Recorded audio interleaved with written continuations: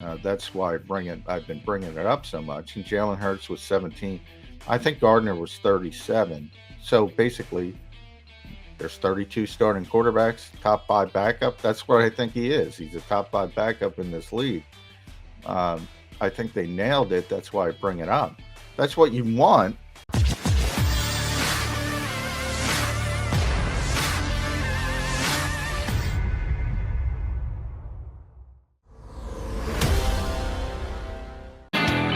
I packed just in time. I had to go freshen up my coffee. Yeah, turn the stupid coffee machine off, so I had to use the microwave to get some hot, heated coffee for the second hour. Sorry, a Birds 365. McMullen and McDonald hanging out with you. As I mentioned, Mike Chappell going to join us. Talk some Carson Wentz in Indianapolis. Yeah, he's pretty much a done deal. That does bode well for Howie Roseman. Now, let me make that into a question. Carson Wentz forced his way out of Philadelphia. There's no question about that. He made it an untenable situation here, even after he was replaced and Doug Peterson got fired. He still wanted no part of being here. So they certainly were pushed to trade Carson Wentz. But if you take that out of the equation, which isn't really fair or true, but if you take it out of the equation, for them to be able to get a first-round pick and a third-round pick for a guy who a year later can't be kept by his future team when he's playing for actually less money because the Eagles gave him all that bonus money ahead of time, so the Colts were paying him less because they didn't have to pay any of that signing bonus spread out over years over the course of the contract money. That's a pretty damn good deal for Howie Roseman. Didn't it turn out to be, J-Mac?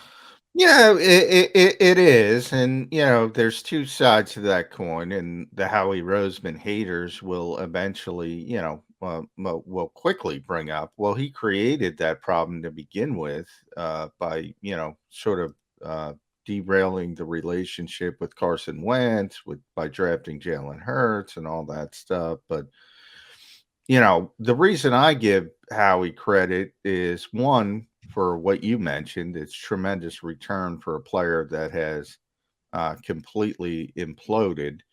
And two, look, if everybody had the key to understanding people's personalities and mental health and whatever you want to call it, phrase it, this would all be easy. It's not easy, and Jalen Hurts is the exact opposite type of kid from a personality standpoint. In that the Eagles are very, very comfortable understanding that they can do whatever the hell they want as far as it comes to trying to recruit a Russell Wilson, Deshaun Watson, whomever might become available.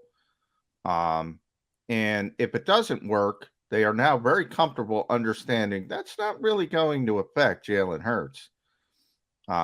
Opposite with Carson Wentz. I mean, forget about something that high profile. The Eagles signed Carson Wentz to this massive extension, which was the largest contract in franchise history. And then they said to themselves, well, we're paying you so much stinking money. We need a backup quarterback because you never finish seasons. So let's draft a kid in the second round. And that's all Jalen Hurts was supposed to be, a backup quarterback, a cost-effective backup quarterback. And he lost his, his stinking mind over it. So you never know how people are going to handle certain situations. Ultimately, though, we talk about, and I'll bring the Jordan Mailata extension, the Dallas Goedert extension, the Josh Sweat extension. They all look like really, really smart decisions right now. That's what the Eagles do. And when you get evaluations correct, it looks really, really good. If they got the evaluation on Carson Wentz correct when they signed that extension would look really, really good right now. So, everything's always in the NFL about evaluating a player. Sometimes you get it right, sometimes you get it wrong. But I will say about Carson Wentz, look, there's one Lombardi trophy in this franchise's lobby, in this franchise's history. You got to go back to 1960 for the the last NFL championship before the Eagles won the Super Bowl. It was worth it to draft Carson Wentz. I mean, he got him there. He didn't win it because he got hurt, but he was a big part of getting him there. So I think people, as time goes on, will start to realize that more and say, "Yeah, the shelf life was short, but it worked for that short shelf life." All right, I'll disagree with you there. I think the further they get away from the Super Bowl, the fact that Carson won as many games as he did leading up to it will be more forgotten than it is now. Well, I should say, how's this? I should phrase it as it shouldn't be forgotten. Maybe you're Right. right. Oh, Maybe it will be. those are two different things, Yeah. John. Yeah. Won't be forgotten and shouldn't be forgotten are two very different things. Yeah. I think he'll actually get less credit as time goes on. You and I see it differently. He should get even more credit than he's gotten to this point, but I think it's only going to get worse with time, not better with time.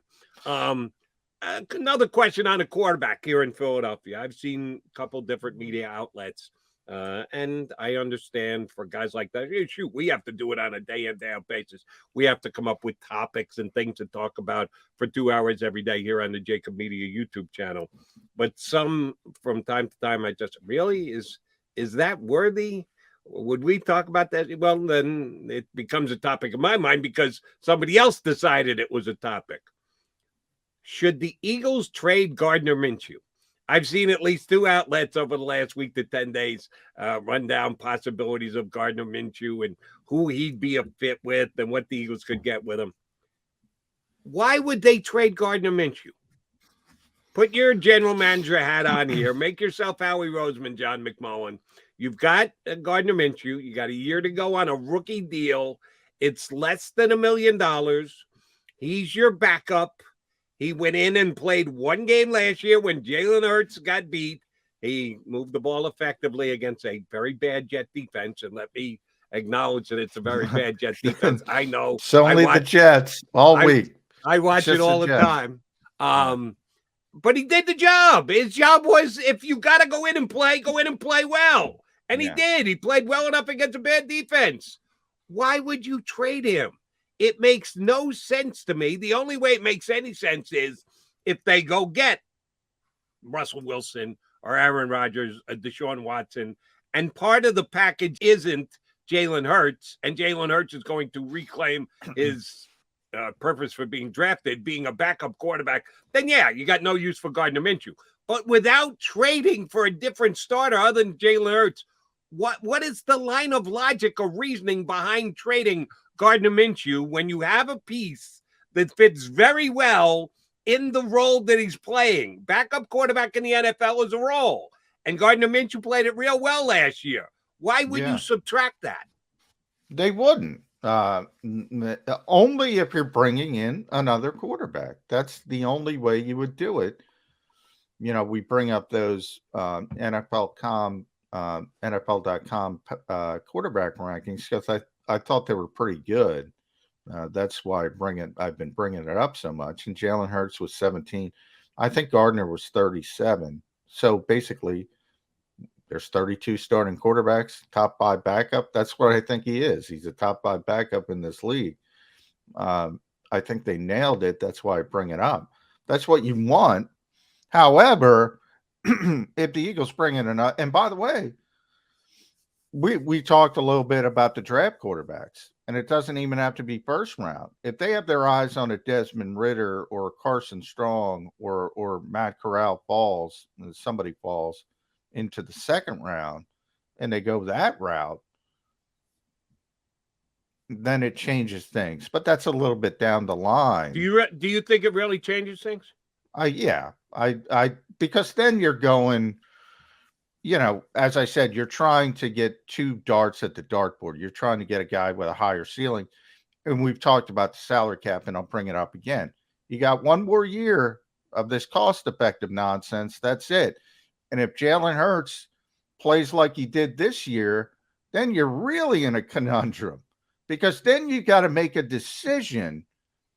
Is 17th best in the league, is Pro Bowl alternate, is the numbers that Jalen Hurts put up, is that worth $30 million a year? Because that's what he's going to get paid.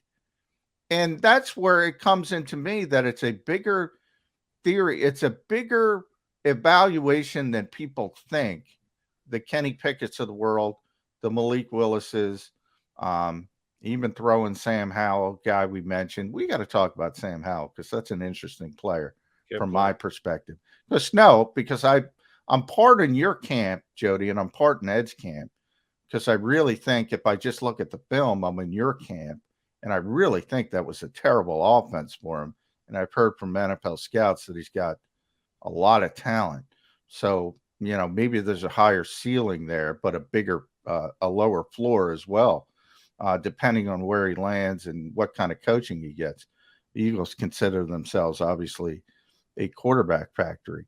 Uh, whether that's correct or not is to John, be let me hop in here. You said it would change if they took a quarterback either second round. You weren't talking about a first round guy, right? You were talking second or third round, just another quarterback added to be part of another quarterback with a significant upside that they think. Either second or third round you're talking about, right? Well, more second than third. All right, second round then, if you want to get specific about it. Do you mean to say that that would force them to trade Gardner Minshew? No, it wouldn't force them. No, he's very cost effective. Nothing would force them. But I think then at that point, I think there is something that would force them. If they get Russell Wilson, if they get Aaron Rodgers, if they get Deshaun Watson, and they're not trading Jalen Hurts, well, I think you're forced to trade Gardner Minshew. There's no reason. Well, money-wise, you're not, because of his contract is so cost-effective. Now, he's going to be tremendously unhappy. But, he came in here. He's not happy he's the backup. If he's the third string, you bet your ass he's going to be unhappy. Well, yeah, but remember, he came here as the third string. He was the third string. Joe Flacco was still here. I mean, they did it once. I'm saying from a money standpoint, he could be the fourth string quarterback. It doesn't matter. Just from a pure money standpoint, they don't have to move him. They don't have to do anything. My only point is, if you have somebody that you value and have that guy with a ceiling and you want to develop, you probably want to get something back for a guy who has value. And that's how the Eagles would look at it and try to spin him off. Now, the problem is it's much more difficult to trade players after the draft than before the draft. I mean, leverage, as I call it, leverage season is right now until the draft night. That's when you have the most leverage to trade players. So you can't just sit there and say, well, if we get Desmond Ridder in the second round, you can make calls and you can see, hey, where are people? Do they need a backup quarterback? Do they need a good backup quarterback? You can probably get something done, but you've lost leverage in where you would be leading up to the draft from that standpoint. And by the way, there's so many quarterbacks in the hopper.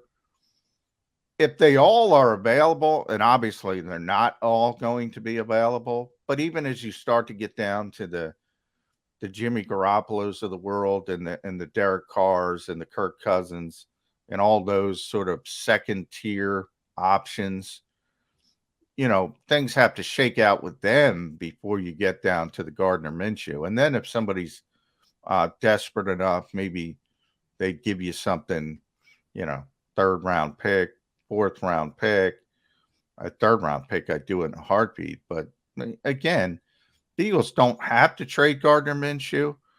They're certainly not going to trade Gardner Minshew if he's going to be their backup quarterback. So there's no need to trade Gardner Minshew. Right. And to answer your question about, you want to do it before the draft, Gardner Minshew was traded last year after the draft.